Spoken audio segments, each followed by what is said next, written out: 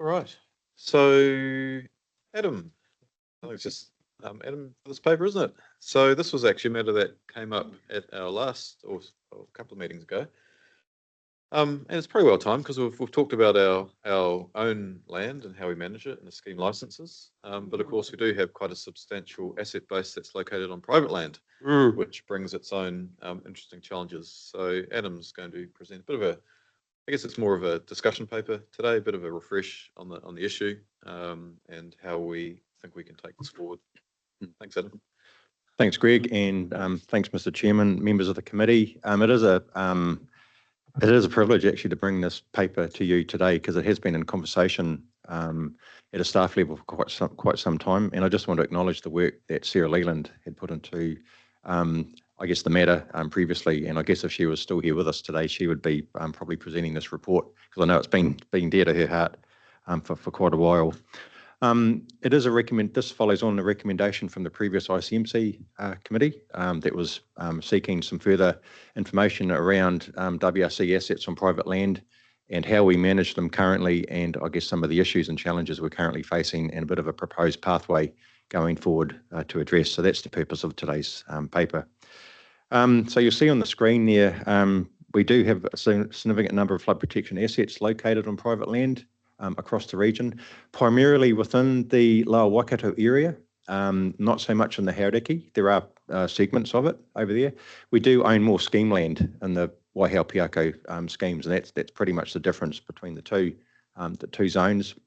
My understanding is that when the schemes were initiated back in the 60s and the 70s, there was some land purchase associated with the scheme initiation, but the scheme also relied on cooperation and agreements with landowners at the time for the use of private property where scheme assets needed to be located on top of. Not quite sure what those arrangements were at the time, but we have been very reliant on the cooperation of landowners for providing access to those assets. The issue is that I guess some landowners and some businesses do not understand the scheme. They're not aware of some of the assets that are on their land, and so some activities over time have compromised the integrity of the scheme. Obviously, with it going unchecked, it does increase the risk of failure and flooding. And we're particularly talking stop banks here, not so much the floodgates, flood pumps.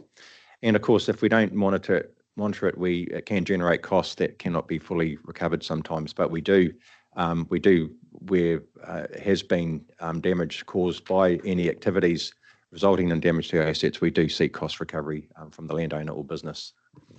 So at the moment, I guess we currently are reliant on the goodwill of landowner at the moment, and we don't have anything formally in place to help us with that. So we want to have a bit more of a look at I guess, cementing or putting in a more robust process around reducing the potential for damage to our scheme assets, having potential enforcement actions that we could have, whether that's legal or not, and also recover the costs for identifying and ensuring those issues are resolved effectively.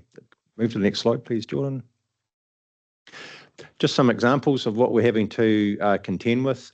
So this is the stop bank in Huntly. This is on the right bank. You'll see the retaining wall there on the photograph. That is actually into the toe of the stop bank. The photo probably doesn't do it justice, but the stop bank slope should actually go about 2 or 3 metres to the right of that retaining wall. And you'll see on I guess on the sketch there, it's circled. It's hard to show, but you'll see the original design template of where the better slope should be, but then there's a cut into the stop bank where that retaining wall, and this was undertaken by the landowner to provide more parking for his business. And so that's just one example of something that we've had to pick up, and we've had to seek cost reimbursement from the landowner to help rectify that situation to ensure that the stop bank hasn't lost its integrity. Go to the next slide, please, Jordan. Another issue is a power company. This is just outside of Tuakau, up in the North Waikato. And I have to, what I remember, most of it is actually unintentional by the landowners, by the businesses. It's just that they are not aware of the assets in place. And so they will proceed with their activities. They'll place power poles either through or on top of stop banks particularly.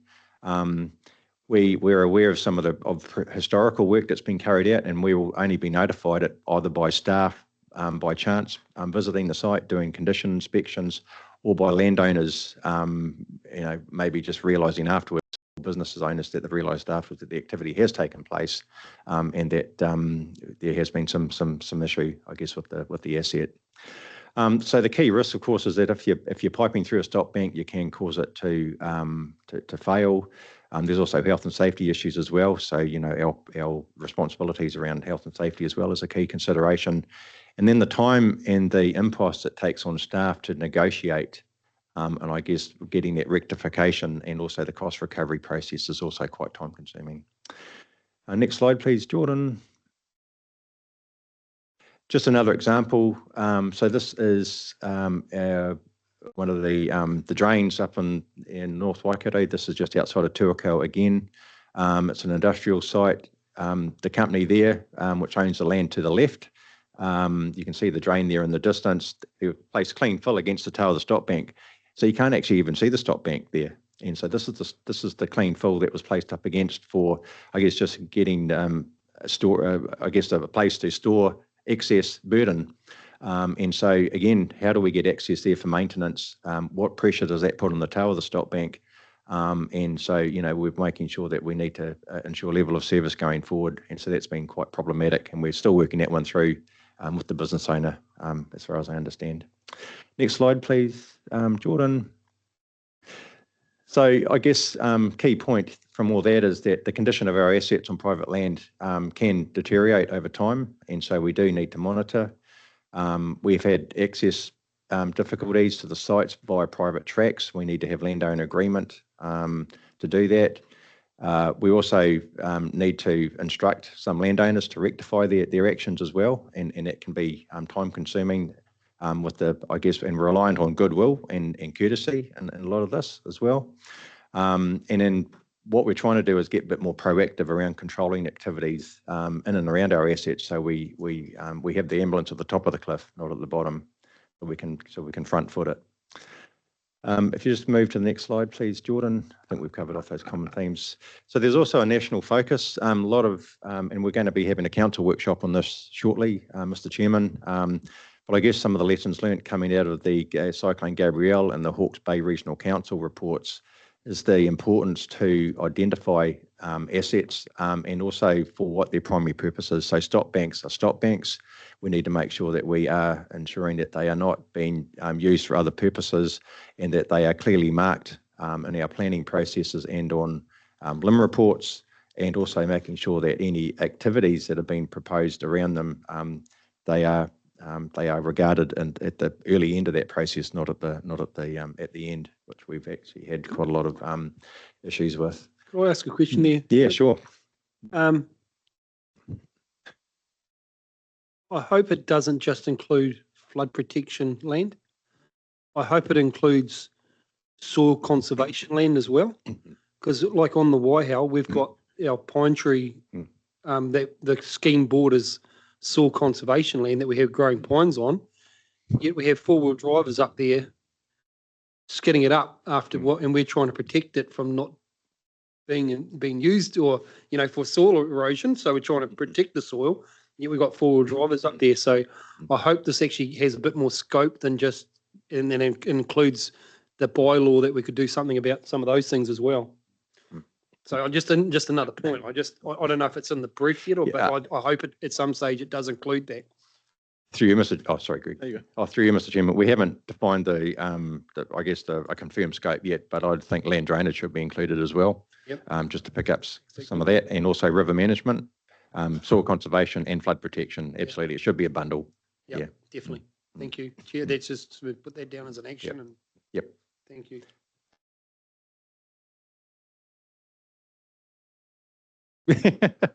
You're talking to the converted here, because as chair of the Central Waikato Drainage Subcommittee 20 years ago, we promoted through to council a bylaw to cover drainage, and that would have flowed onto river assets.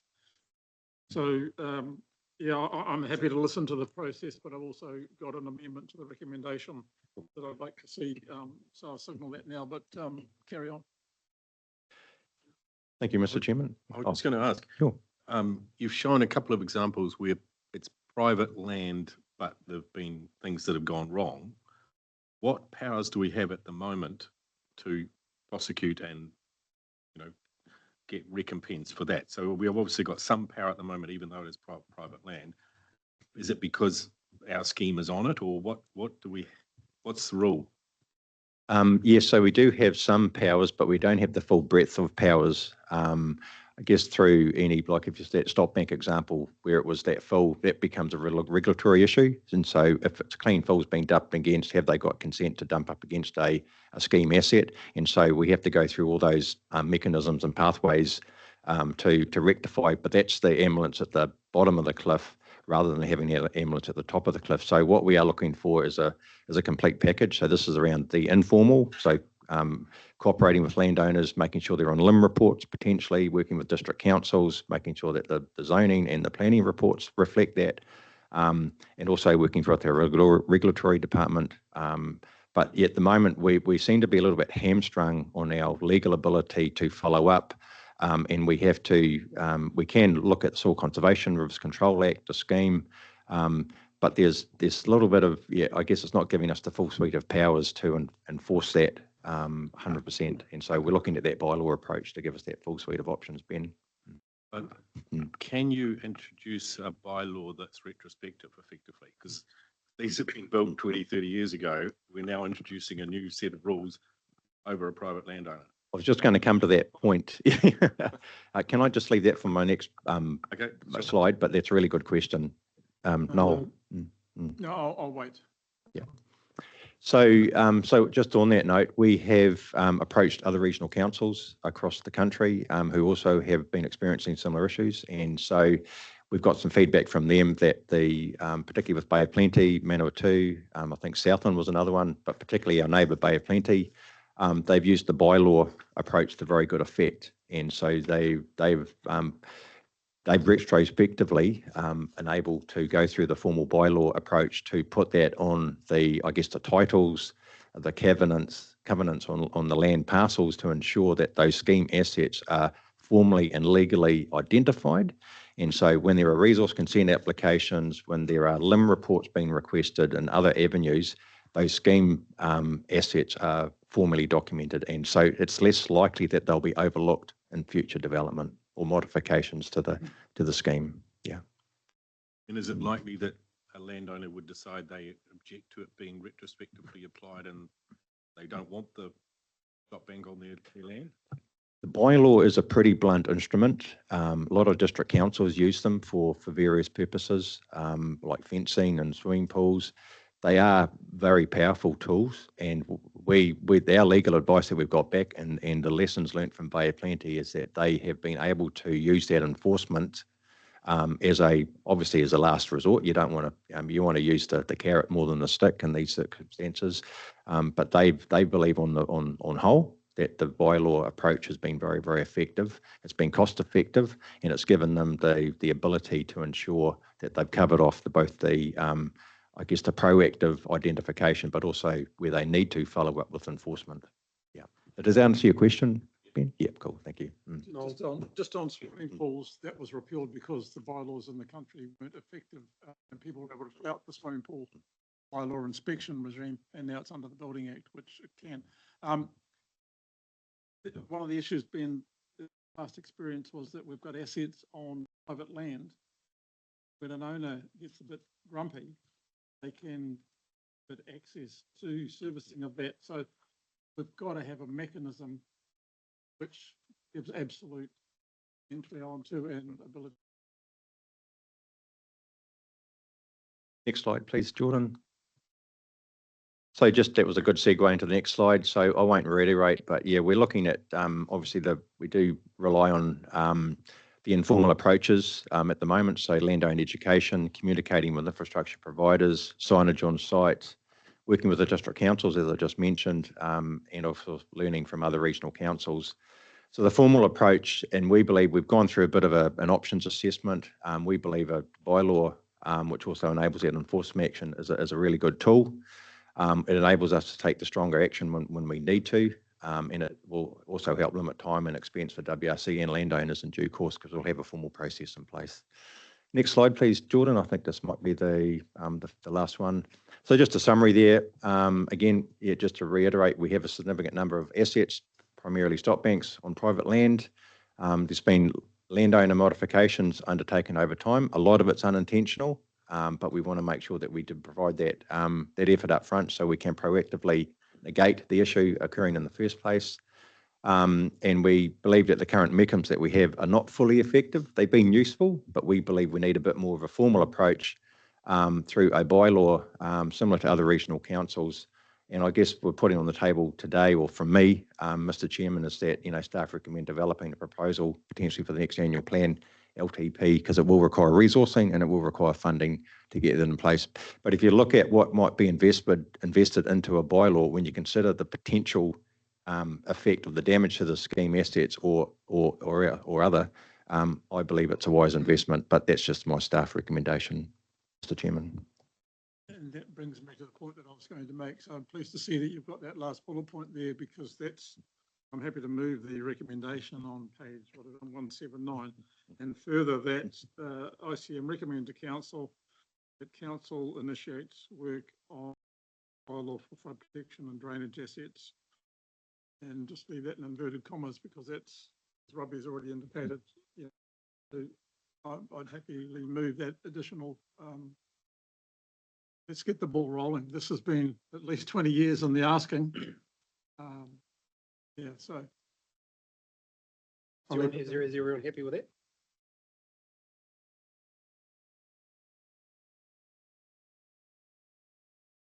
I'm not worried about the details. I'd just like you guys to bring us back a draft proposed bylaw because I think it's a no-brainer. That's what he's asking. Yeah. So, through you, Mr. Chair. Yeah, where you go. Don't mind. Yeah.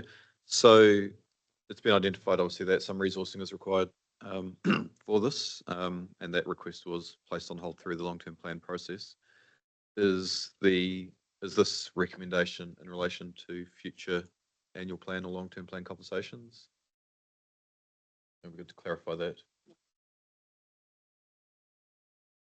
And I think Noel's actually had to put up with the brunt of this discussion in the last 2 years of a couple of landowners that have scheme assets on their property and we don't own the land the scheme assets is on. And they've threatened us with legal action several times and actually been very hard-nosed in how they want to play the game with yourselves and Noel. And the conversations are very difficult and uncomfortable to be in, would be a nice way of putting it. And it's put Noel in some awkward situations that this needs to be resolved. And that, and they're not the only family doing it. There's others, but that one has been definitely, So can I just ask Greg? We've got a kind of a template with the Bay Plenty one and maybe other ones. Why are we talking future long-term plans? Because I would have thought that 6 to 12 months to develop up a draft proposed bylaw wouldn't be unreasonable, or? So I'll have to understand further about exactly what's required to go through that process. Look, I know there's a process to go through, but I mean coming back with something for us to say, get that process rolling. What we can give you an idea of is, because at the moment it isn't a project that's been allocated to the work program or the resource, and so the challenge there is whether it would need to reallocate something or whether it would need to bring in additional resource through an annual plan, for example, to expedite things. Is that a... Yeah, no, that makes sense. So perhaps at the next meeting, you can come back with an outline plan of how it's going to play out. Well, I really think we need council, if I may, I really think we need council to endorse it, because if council doesn't endorse it, there's no point going further. So we need to get this up to council, and then that will be the impetus for that to be brought back and managed through ICM. And I'll so move. Just a second. So you put this up to the LTP. What was the costing of it at that stage? That's contained in the report. It was a sum of $350,000 over a number of years, I think, from memory. And that included not only a bylaw, but also undertaking a condition inspection of these assets to understand what we're dealing with. Obviously, that was particularly focused on flood protection assets. The question that's been raised today is around scope as well. Potentially, we could be going a lot wider here. When you look at the Bay of Plenty bylaw, it includes drainage, and it must include drainage assets as well, and the ability to access. Yeah. Should we note in this what the budget bid was for the LTP, so that we've got an idea of what we recommend to council? It's just something that has to get done, though. I know. Yeah, but it'll have to come up through the annual plan, won't it? So if is council going to ask the question, how much is it? If 350,000, and was that we'd be implementing within a year or 2 years, or? I think it was in 2 years, my memory. Yeah, 2 years, over a The 2 year reality period. is that what is the cost not to do it? That's an equally big answer. Yeah, you look at like up at in Tiaraha, where we got it up in on Thompson's Track, it's costing us a vicinity of $100,000 to put gates on to protect pine trees. Ben, that's the, Hang on, bylaw won't sort that out. We already own that land. I know, but it will stop it that we could prosecute the people doing it. Could probably do it now though. Mm. We used to caught them.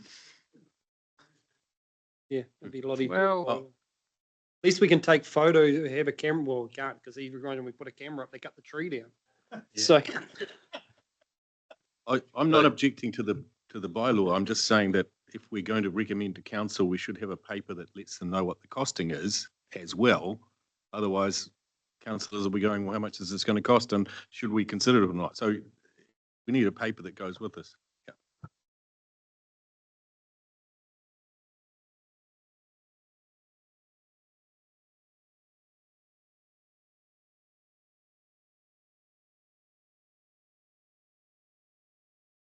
you want to So- come, you'll bring a paper with costings? So I have to think about what the next steps will be, because council will be effectively receiving the recommendation. The consideration will then be in terms of what resources are available to give effect to the recommendation, and whether or not it needs to be through existing reallocation or through an annual plan. Yeah, the reality is we're sending a recommendation up to council. That's the whole 14. And the intent is this is what we would like to see done. Council then makes a decision. Is this something we would like to do? Right. In principle, we support it, but go away and bring us a paper about what's the timeline, what's the cost, and so on. And you've got really the basis of that from the LTP. So it won't take a lot to do that. And so whether you present that as part of that report or not, so let's not make a mountain out of a molehill.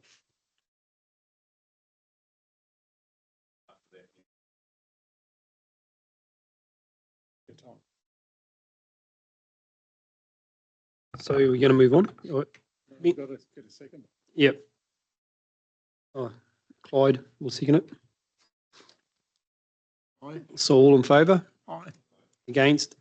Carried. Thank you. Hopefully. It's not Aye, another it's 20 coming. years. I'm like, people are like.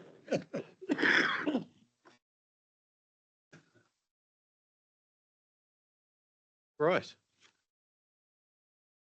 We move on. So this is a annual report that we provide the committee on our resource consent compliance performance over the previous year. It may seem like it was very recently provided to you, and that was for the 22-23 financial year. But we now have an updated report for 23-24. So welcome Peter Searle, our environment compliance team leader, to take you through some of the highlights from the report. Kia ora, good morning, everyone. Chair. Thank you. I don't have any presentation. Compliance is not that fancy sometimes, so but I'll just talk to some points through here and then go from there.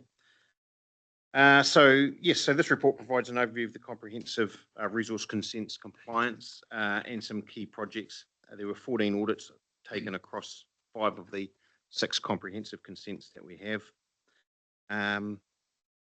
ICM undertakes self-auditing to ensure that the ICM operational works are undertaken in accordance with those resource consent conditions held. The team is also responsible for delivery of annual reports and work plans as required by the resource consents. And as Greg alluded to, this report is sort of based from August 2024, so the end of the financial year, July, up to that point. To ensure compliance with the resource consents, we undertake the auditing, as I mentioned, and that can include site inspections during and post works, and further assessments in respect of documentation and administration requirements outlined in the consents. These audits can also include ecological assessments and ongoing monitoring.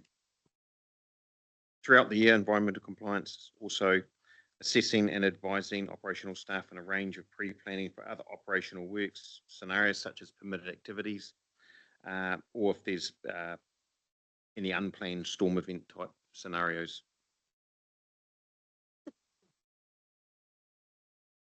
A couple of projects I'd like to talk to.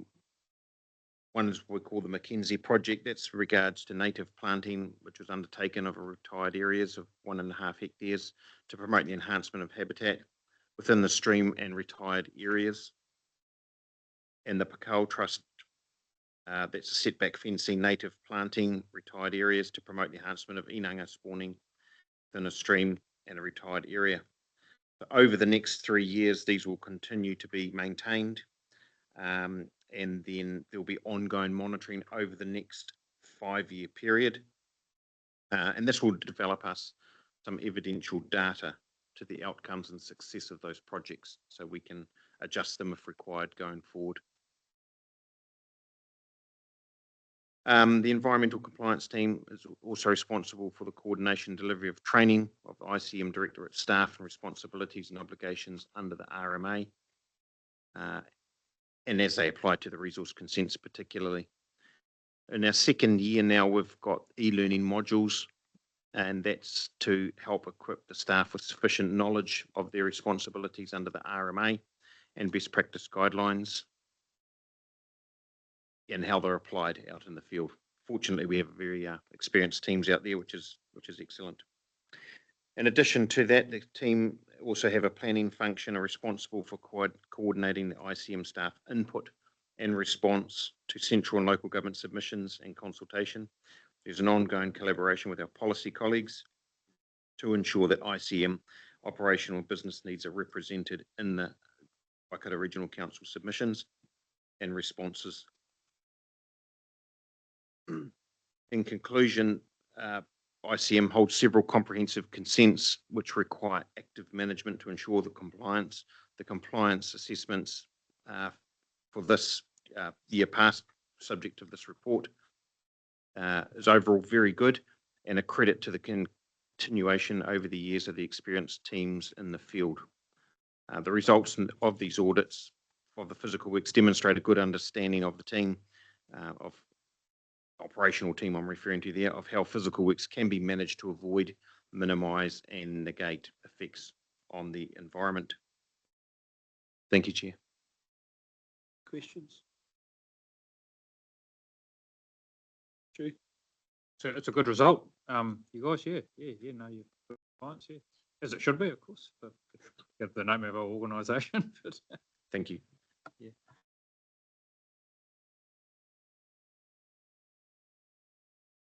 Any other questions? All in favour? Against? Carried. Thanks for your report. It's good to see that we're either fully compliant or very low risk, which is the best place to be. So yeah, thank you. Cheers for your report. Well done.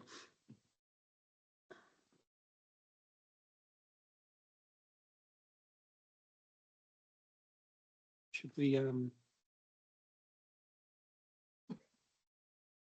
All right, Mr. Chair, so I'll take care of this item. So really, this is the purpose of this report. So I'll refer to page 233 of your agenda, is to bring to your attention the Memorandum of Understanding that has recently been entered into between Biosecurity New Zealand, Te Uru Kahika, who is the regional sector representing all regional councils and unitaries, and the Department of Conservation. If you recall back to the early days of the Capicula issue that we had in the Waikato River, it certainly highlighted some areas for improvement around how we work together because all three organisations have an important role to play in the overall biosecurity system in New Zealand.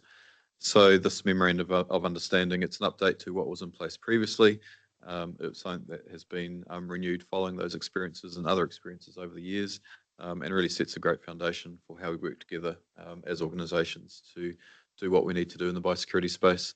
I would like to acknowledge Patrick Whaley. He's not here today to present, unfortunately, but he led the charge on reviewing this on behalf of the regional sector and has done an exceptional job. What has happened since the memorandum has been signed by Te Uru Kahika and other parties is also some work to understand what needs to be done to really breathe life into this MOU. And so we'll be able to provide some further information in due course. But really a straightforward purpose to make you aware of this memorandum for between our three organisations, which is a really positive step forward. Yep, and I trust it's going to set us up better for future incursions such as. Absolutely. Yeah. All in favour? Against? Carried. Thank you. Cheers for the report. Thank All right. Patrick for it. Thank Yeah, you. we'll do. All right. Surely. Before we bring our visitors to the table, we've got one more paper, which is a close down of our Shovel Ready program. So I welcome Julie Beaufort, looking after our portfolio at the moment, but before that was our Shovel Ready program manager. Kia ora again. So I'm going to take the report as read. I just want to make a couple of comments. First is that as a council, we set out to deliver a $60 million program and meet a bunch of targets, and we've done that. We exceeded many of our targets. We have created more than 200 FTEs, full-time employees, across the 4.5 years that the program was running. So we've just closed down the program, and that's the close down report with all the details around that is included in your agenda. There are 3 projects that are still running. That's the foreshore stop banks, the replacement vessel, and the asset rationalisation project, and Piako Green Corridor. So those will still run under governance, and we have will be completing our closeout reporting to the ministries in regard to those projects. So I'm happy to take any questions. Stu. Oh, no, thanks, Julie. I'm assuming we don't really know what percentage of those FTEs ongoing long term, do we? No, we weren't asked to report on that, and we didn't collect that. It was quite a steep learning curve even for our contractors to provide the level of information around employees, that included whether they're Māori or Pacifica, female. We have got that detail, but not the ongoing aspect, no. I mean, it seems to me that from the governance perspective, that's something that sometimes gets forgotten about in the rush to get these projects underway. That's a good point. Yeah. Michael. Just Julie, congratulate you and your staff over the years applying for that funding. 30 million is a huge amount to put into our region, better of the region. So just congratulations on that. Thank you.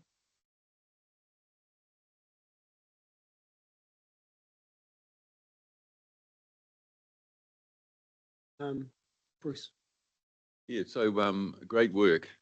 What is in place to protect the investment in the long term, or is it like many shovel-ready projects where we're walking away and hoping? Who's going to pick up some of the aftercare and stuff like that? Yeah.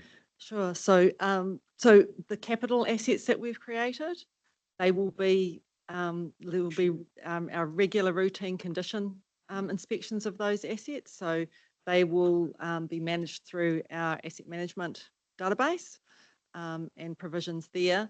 The environmental projects that have been created. So each zone is aware of those assets that have been handed over to them, and some provision, it varies around the region, but they're certainly being monitored in terms of any ongoing plant releasing or infill planting that might be needed. The zones do have some discretionary provision to undertake that kind of work. In some cases, we've actually confirmed ongoing maintenance for maybe another couple of seasons, just to make sure that investment's protected, as you say.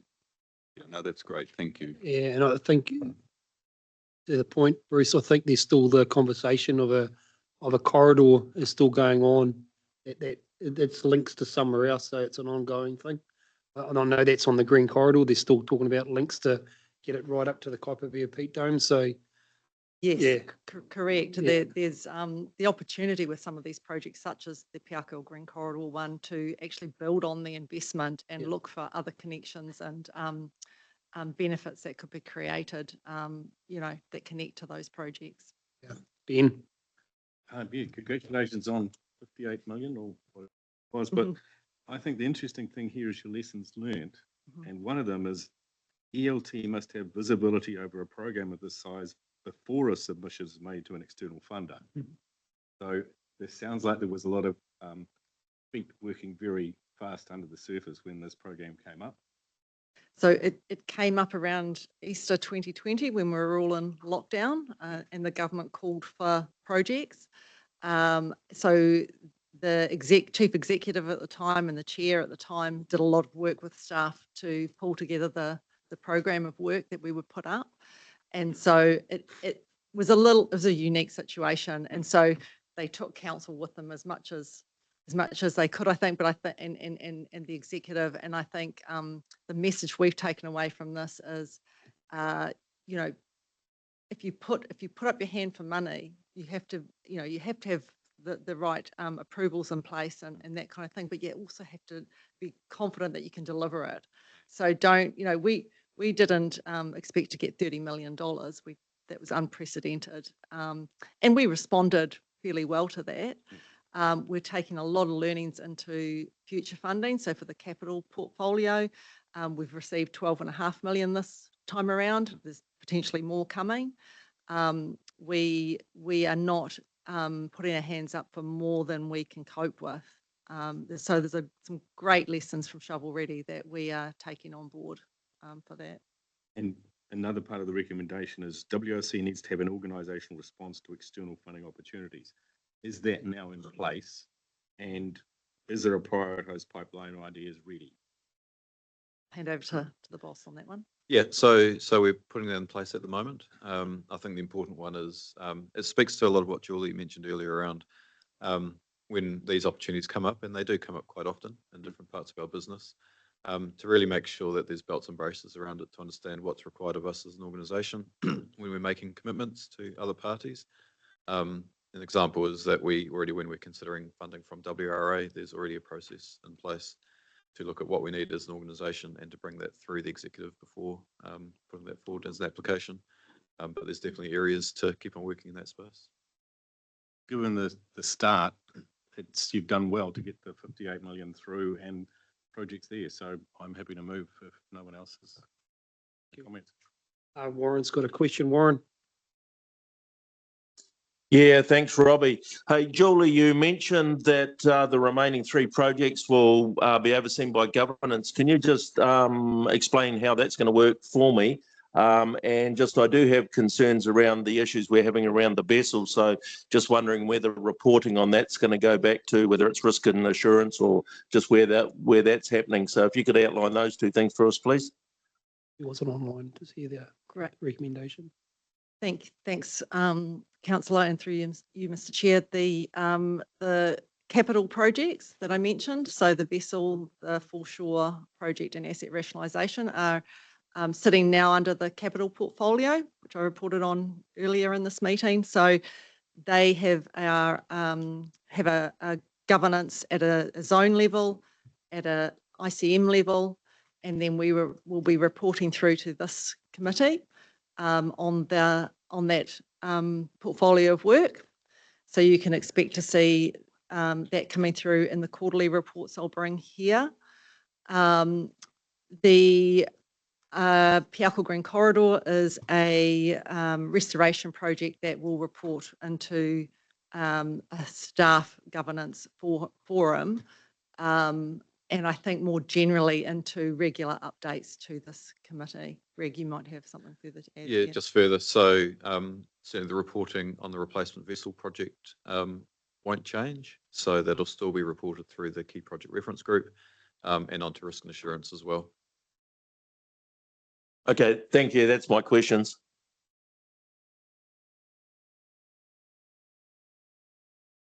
Any other questions?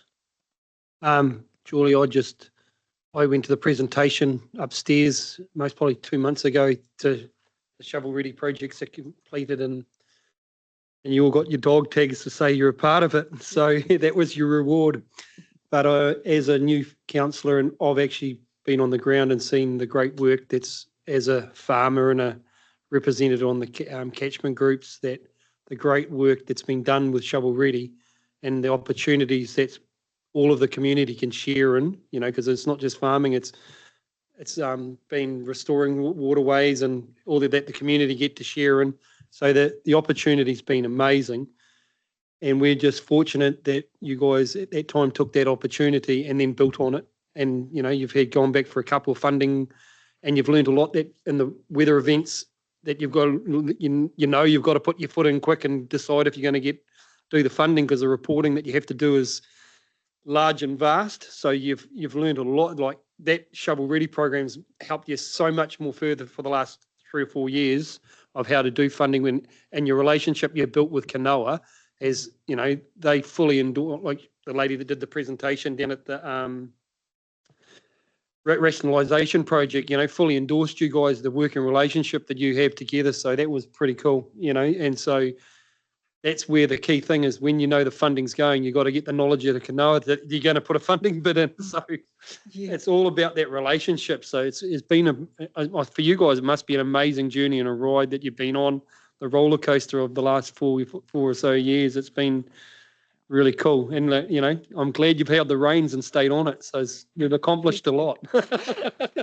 Thank you. And thanks so much for that. And you've stolen some of my closing comments. I just wanted to acknowledge, I mean, the last thing I'd say is just to acknowledge the vast team that's worked on these projects. And we've had a lot of talented people involved, and the governance that's been provided by various council forums as well has been appreciated. And yep, it was a heck of a ride, and nice to be able to celebrate it and close it off, and we're on to the next thing. Thank you. Awesome. Thanks for your report. So a mover was Ben, and a seconder, Stu. All in favour? Against? Carried. Thank you. All right, so we're on to our last item today, and I would like to welcome and acknowledge our visitors who have joined us today. So please step forward. So we've got Dan Coop, CE of QE2. We've got Alan Livingston, who will be a familiar face for some of us, both councillors and staff around the table. So welcome back, Alan, to the council table. QE2 board chair. We've also got Robbie Bennett and Jason Roxburgh, who are on the QE2 team. Now, the paper that's been provided to you today provides a bit of background on the relationship between ourselves and QE2.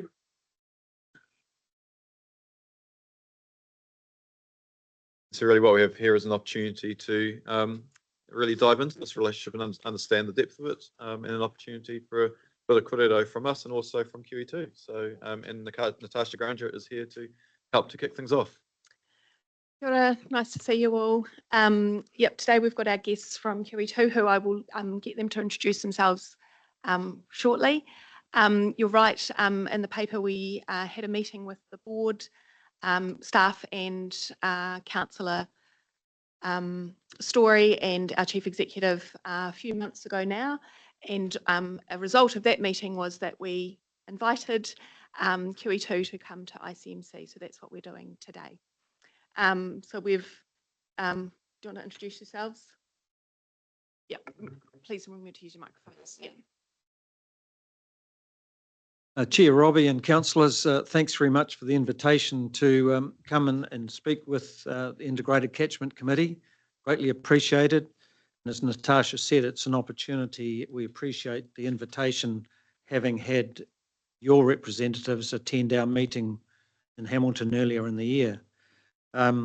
So just firstly, introductions, as has been mentioned, Dan Coop, QE2's Chief Executive, and our reps, Robbie Bennett represents the Waikato, and Jason Roxburgh, Thames Coromandel, and Dan will cover the representation of the entire region in a moment.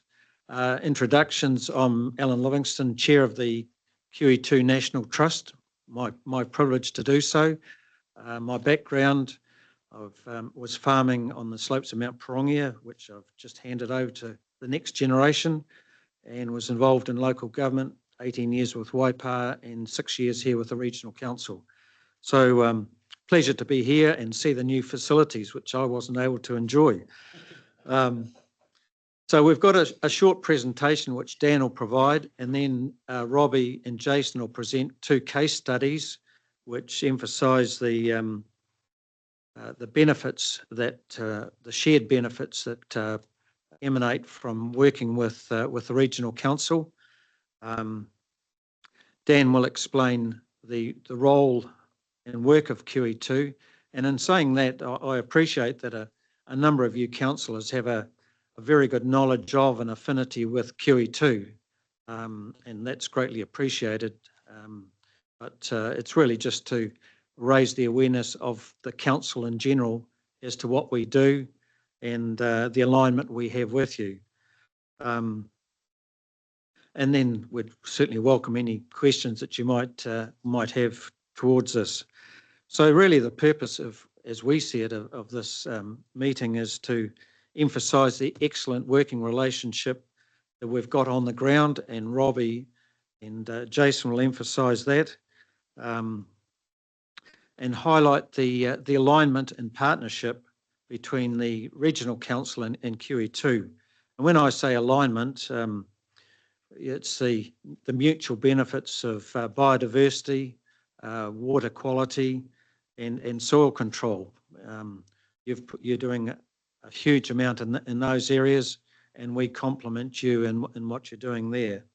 And obviously partnership and that applying that value add or multiplier effect, and that with your funding, the River Authority or other government organisations or QE2, we're enabling much more to happen, and that's a really positive thing.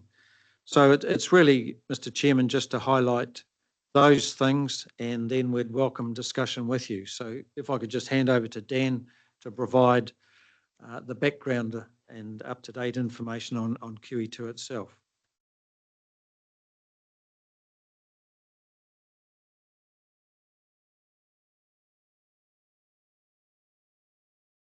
Oh, yeah, thank you.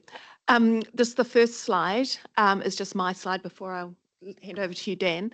And look, this is the QE2 are going to give the presentation, but we just took a snapshot of one of the covenanters' website, which, without prompting by either QE2 or us, has this on their website, just really highlighting how important and how valued the support they get from both the Regional Council and the QE2 Trust. So I just wanted to start the presentation by that, and over to you, Dan.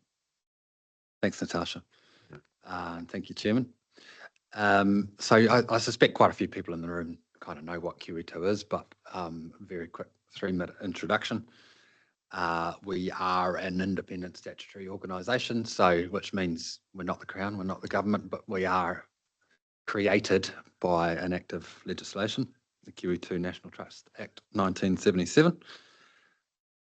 We work with landowners to legally protect their land forever using a covenant. So our act provides for something called an open space covenant. And that covenant is basically an agreement that says no one shall ever do activities that are gonna hurt the place. So, you know, cutting it down or burning it or grazing it. It also creates some obligations for the landowner to be doing some ongoing care for that place. And probably the most prominent one is maintaining their fences in good condition to keep livestock out, but also, you know, some pest and weed control. And I guess the perpetual aspect of those covenants is that they're attached to the title. So it's not an agreement with the current landowner, it's an obligation that goes with that title forever, whomever the future owners are. Next one. So how have we been going? 1977, the trust was formed by folk out of the Waikato primarily, and sort of a faction of Federated Farmers people out of here.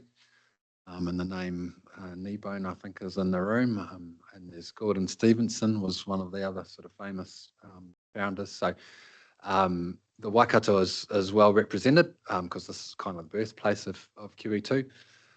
Since 1977, we've done 5,200 of those agreements with private landowners. And the land that attaches to is getting on for 190,000 hectares.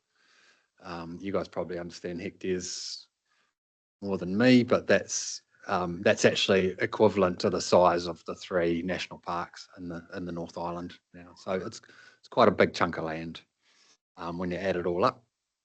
In the Waikato region, so out of 5,000, you guys have got more than 700 of those, covering 18,000 hectares. So it's up to 20 odd something as the average. So nice little bush blocks commonly, wetlands, all sorts of different things. And guess just in recent times, as Alan has said, we've worked quite closely in partnership with WRC to create some of those covenant projects. Our people across the region, so we've got 2 of them here today. So there's kind of 4 people who are within the Waikato region and a couple of others who just touch on the edge of it. So in addition to Jason over in Coromandel and Robbie, who's here in the Waikato district, we've got Zipporah, who looks after Waipa, kind of Waipa all the way down to Otahonga, and Melissa, who's in the Waitomo area. And there's just our Auckland guy just clips off a little corner, and our Blair Plenty guy just clips off another corner as well. Paul and Hori. So 4 is probably, I don't think there's any other district region in the country. We've got 4 people within the region. So it's busy here. What do they do? So Robbie and Jason spend most of their time. Just check up the next slide. Who's ever is driving those? Oh, there he goes. So the 2 key roles really are to go back and visit those 700 odd covenantors, and we aim to do that at least every 2nd year. So that's what we consider to be one of our points of difference, is that we're actually maintaining an ongoing relationship with those landowners. We're having a look at the blocks that are there, making sure the fences are still up and the covenant deed is being generally complied with. But also it's about maintaining the relationship and staying in some sort of close working relationship with the landowner, whether that be the original one or a successor on the land, and helping them out on things they might need a bit of help with. And then a minority of their time will be out creating new ones. So we've been adding 140 odd the last few years, and there's a chunk of those, the 15 or so, that have been in the Waikato in partnership with you guys. So forever protected. The other part of that ongoing management of the places is where we have to, we'll go to court and we'll go into battle if we absolutely have to. Would much rather that the protection was maintained through the relationship that Jason and Robbie are able to maintain with the landowner. But if we're really pushed and people are really badly behaved, then we do end up in court. Rarely, but more than I'd like. And the covenants have been very, very robust through those processes. So we haven't had one turned over yet. That's about all I wanted to say about QE2, but very happy to take some questions later, and just let Robbie and Jason, I don't know who's going to go first, talk about a couple of little case studies. This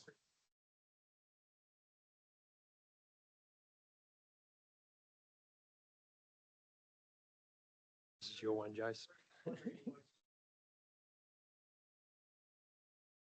I didn't know. This is actually the one on Jason's patch. So Kia ora koutou. Thanks, Chair Robbie, councillors. I first just want to quickly acknowledge Councillor Dunbar Smith, one of my ex-QE2 covenant as part of the QE2 family. So kia ora, Ben.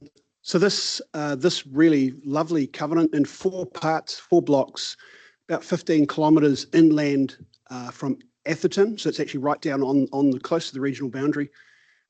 This covenant was initiated by Hirini Ralston, one of the Te Akina Kāori team, recognising the quality of the forest and the very large number of Kāori trees in this covenant, and not at the southern limit of Kāori, but getting close to that southern limit.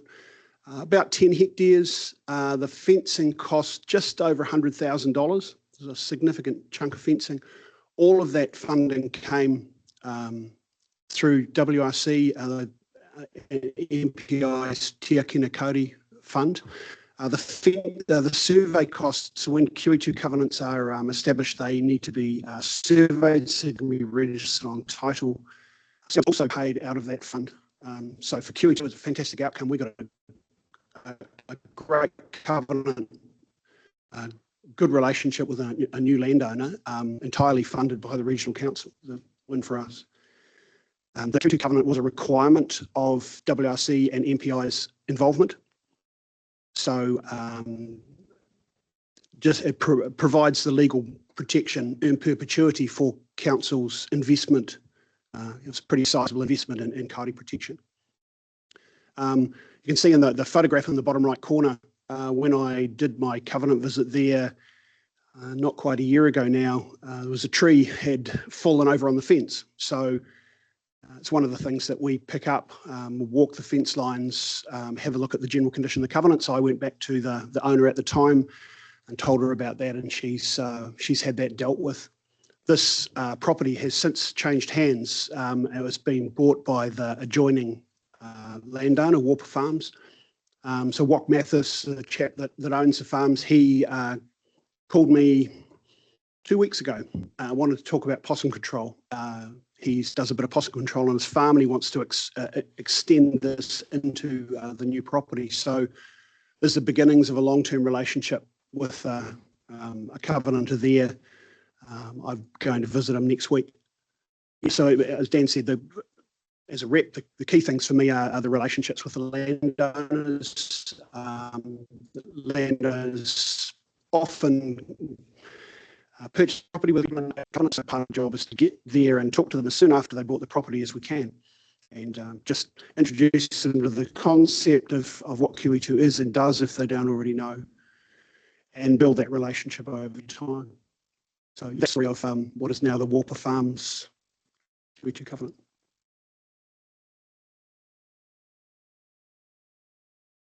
Kia ora tātou. So I'm Robbie Bennett. I'm the regional rep for the Waikato district. We have the next slide on there. So the little case study, do I do?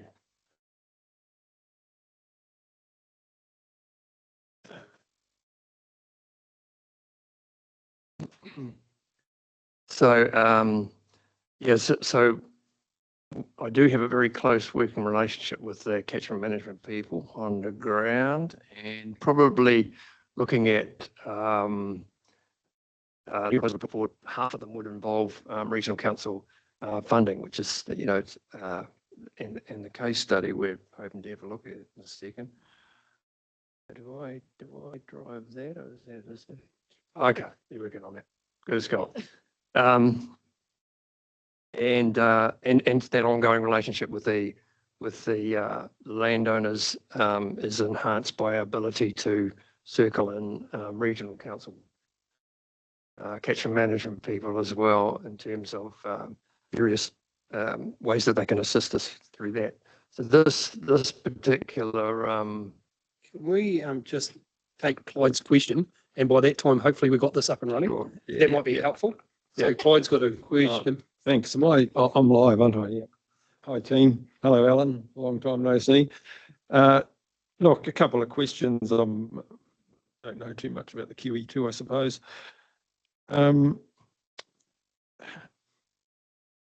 who determines QE2 areas?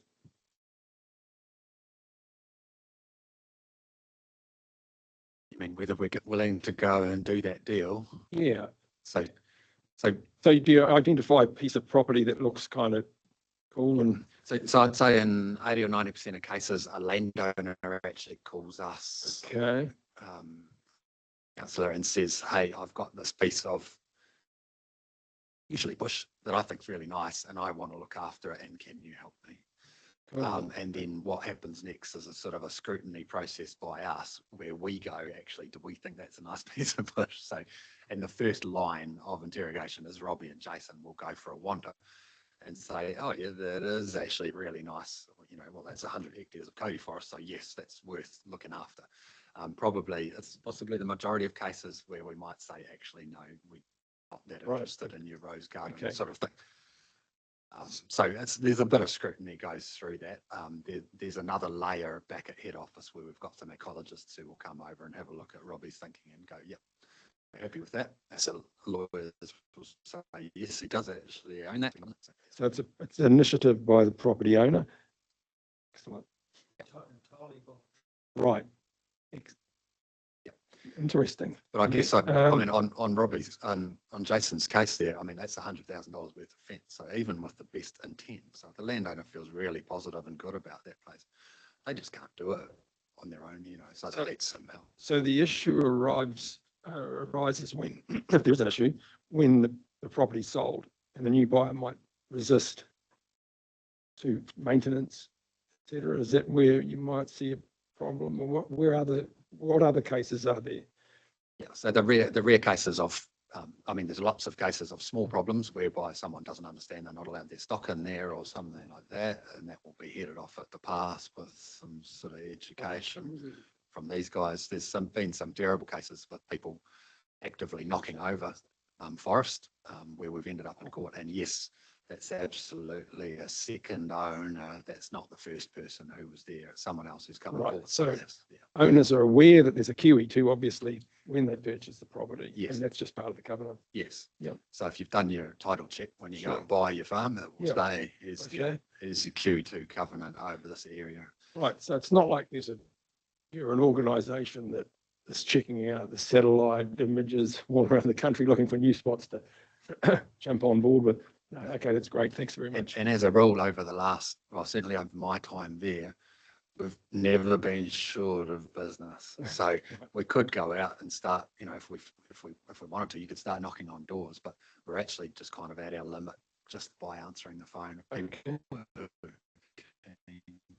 Excellent. Just one last thing for you guys. What's the long-term vision? Is it to see most half of the country back to pristine native, or is there anything like that you're aiming for? We don't have a quantitative target. I guess it's more about people, and QE2 is very much a people organisation as much as it is about a biodiversity. We want to be there to help. You know, when people pick up the phone and call, we want to be available, you know, forever. Cool. Yeah. Sorry for the technical, we're trying to get it up and running. Thanks for that, guys. I can just describe. To achieve each year, which is 130, 150. So that's responsible a KPI for Dan. Yeah, it's trying to keep up with that demand.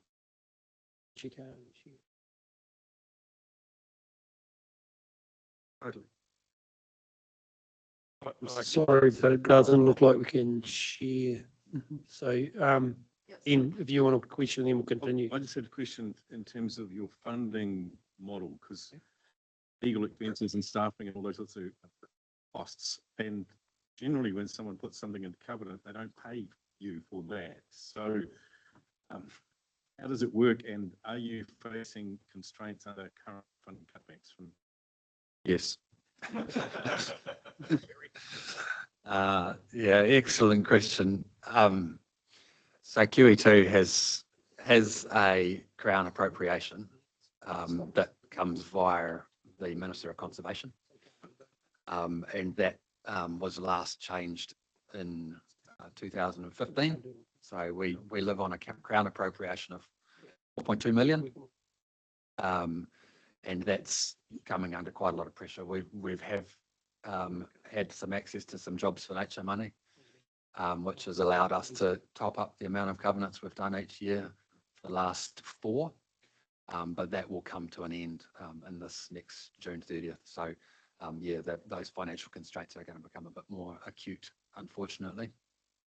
Is there any proposal to actually charge people for becoming a QE2? Because I noticed that sometimes people are doing this because council is allowing them to subdivide if they've got the QE2 covenant.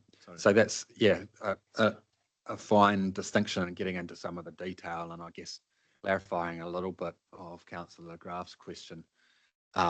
We work with the willing, but sometimes people are incentivised to come to us by saying, by a council or some other consenting authority. Sometimes the Overseas Investment Office will say, yes, you're allowed to do that, provided you do this conservation covenanting work. So they will knock on our door and say, could you please do this covenant for us, because that will allow us to get these. So yes, we do contemplate, there's no decision taken, but we do contemplate whether we would charge people who are required to do something with us, or, you know, they're doing it, it's not really voluntary, they're doing it because they get something out of it. So that's the possibility, but that's actually quite a small minority of what we do. Right. The vast majority, over 90%, are people who have nothing in particular to gain. They just want to do the right thing, in Gordon Stevenson's words. Yeah. Because we've heard from quite a number of the groups that June 2025 is a drop from jobs for nature. And cliff. Yeah, yes. Cliff. Yeah. So we're in the same boat. Yeah. I'm not just filling in, these are genuine questions. So yeah. That's good questions. Good questions.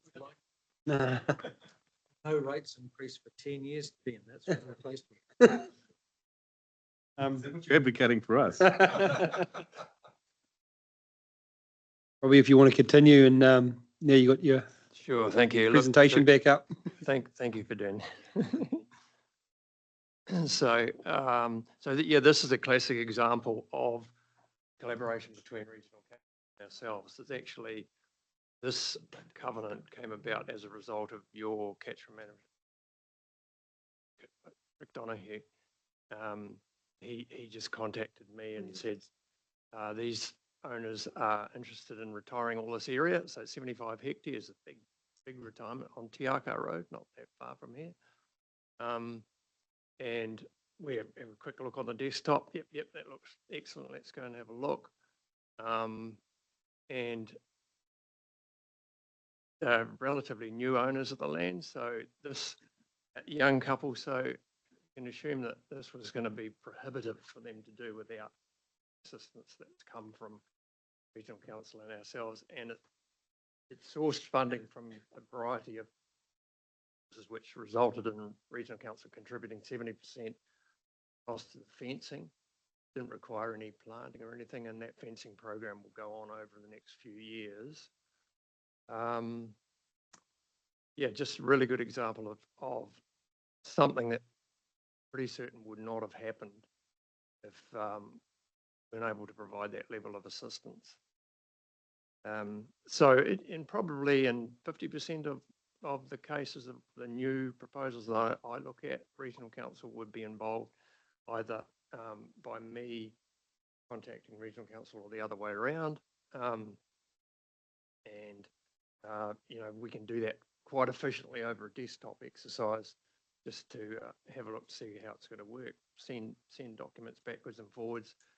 It is actually a very efficient process, and we can operate sort of quite independently as well. So regional can carry on and do your land management, or whatever you call them nowadays, agreements with the landowner, and we can work independently on the covenant side of it, on the covenant side.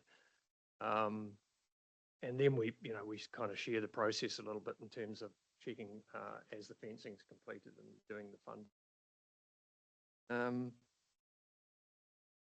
Yeah, so I think that's probably all I need to say about it. There seems to be a large area of regenerating bush. So is that predominantly regenerating? Yep.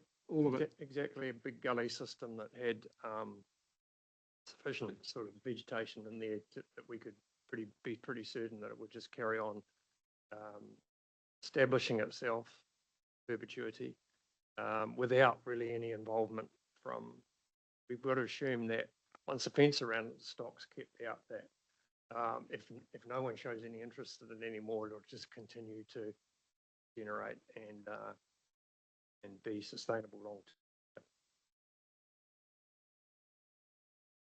Yeah, so that's in the priority possum scheme, priority possum control funded by this council.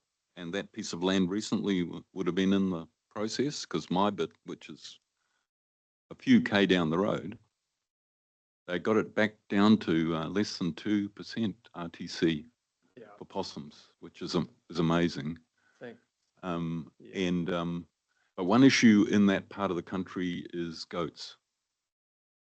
And do you guys get involved in any of that? Because goats in the Kahuru are an ongoing problem, because some landowners, of course, use them as weed control, and they don't respect the boundary very well. Yeah. So yes, I mean, we get involved to the extent that we see the impacts, and we can only encourage landowners to be aware of it, I guess. No, thanks for that, Bruce. It's definitely an added bonus is having regional council, priority areas that include some of our covenants in terms of possum and goat control, either in the Coromandel, but no, it's a huge problem. This particular property, there are no goats apparently, so the good control there, but the issue of the value of a goat hoof now is meaning that that numbers build up and then they're mustered off. And From a kind of a QE2's legal compliance approach, yes, a landowner has an obligation to deal with a significant pest or weed issue.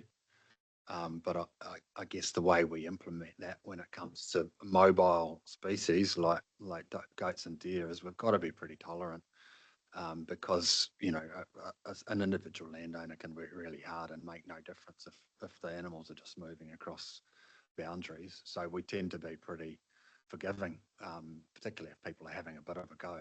So those are sort of things that we would describe as landscape scale issues that it's unreasonable to expect a single landowner to sort that problem. Drew. Well, you mentioned that other four-legged pest just then, the deer, which are becoming a big problem nationwide. And do you guys get the opportunity to, I guess, help lobby the likes of the department, all of us really, because my personal view is that we need to we the collective, we need to do something about it because it is getting ridiculous. Yeah. And look, my neighbour's got a couple of covenants that he's put deer fence around for that reason, yeah. So yes, we do. Anytime we get an opportunity, we will talk about the problems that deer, particularly also goats, are causing. Alan's told me about his problems with deer, but Waikato's not the worst place in the country. That tends to be the east coast of both islands. And there's parts of the country now when we do a new covenant, we won't bother unless we can get a deer fence around it because it's pointless. Because the feral animals are doing as much damage as the livestock would have. It's a problem. Yeah. I've got a question now, Jason. Ruminant Kaikatea stands and Totra stands on the Waihao and the Piako. There's quite a few of them, but is there any emphasis going on to protecting some of those? And I know there's landowners willing, but I don't know if most probably is getting out there and making it more known that these need to be protected, and fencing them off completely is one of the most important things because livestock get at their roots, but they're like what's the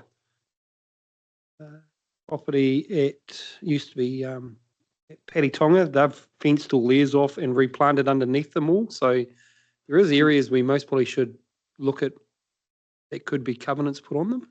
So there is more out there. It's just identifying, and I know the Morrises have done a big planting up at Nauru on the Waitoa River as well. So it's remnant totara, swamp totara and Kahika as well. So there is a big group that most probably just needs to be aware of that these could be protected in perpetuity. Oh, you can't. You know what I'm trying to Forever. say? Yeah. Yeah. There are a couple of remnant Kahika stands covenanted on the Hauraki Plains. Actually working with one landowner, farm called Netherdale Farms down at Tirahia. They want to covenant their 6 hectare Kahika remnant stand, which is one of the bigger ones in that area. They've already fenced it themselves. They're working with the WRC Catchment team in Paeroa. So between WRC, QE2 and the landowner, we're going to protect and covenant and do some replanting work and some good weed control work in that particular spot. So it's a really exciting one. So, but yeah, you're right. There are opportunities across the Waiho-Piako catchments with Kahika remnants to be protected long term. And swamp totara, like they're there. Yep. They need to be protected, because otherwise they just end up getting cut down for, or the neighbour goes, oh, that one's I'll cut it down for firewood. And yeah. So yeah, so there's and because they're quite pretty on the Piako, because they're terraced off the river. So there's some right next to the river, and then there'll be a sandbank with another group growing on the sandbank. So it's quite, there's some really pretty spots, and I definitely like it sometime, Jason, to go through the discussion myself, because I've got most probably 70 hectares of Kaipere peak dome that's not protected on my property. So I'd like to go through that discussion at some time. So that would be one of the larger, if that went into a QE2, that would be one of the larger ones around the Kaipere peak dome. So yeah, I've got, my property is, yeah, be around 70 hectares of, what do we call it, Bruce, with it on the slope, on the rand. On the rand or the larg? Yeah, on the lard. So it's, yeah, so I'd like to have a discussion with you at some stage about that one day. More than happy, Robbie. Yeah, very happy to. I more or less know where your property is too. So yeah, it's the one that's got water on it quite a bit.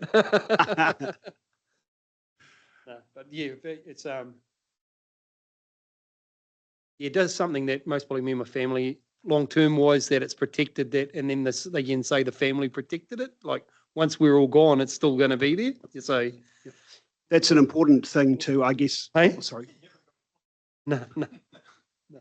Bruce, you want to? Oh yeah, no, I just want to congratulate Robbie for making you the offer today, because actually his bid is extremely significant, because it's, you know, adjoining the Kapuatai, massive significant ecological value. I would call on him real. You know, as a child, I think I've seen the orchid out there as a child. So I don't think it's, most probably the scope of it's changed on the rand, that the orchid's not there anymore. But as a child, I did see the orchid out there. Sorry. So we were talking about that yesterday. So Robbie, Ben. Oh, you'll be getting rid of all the possums first before you. Well, no, I need hands with the. I need a hand with the possums as well. It's huge. The Doc's walked away from that. Yeah. But, yeah.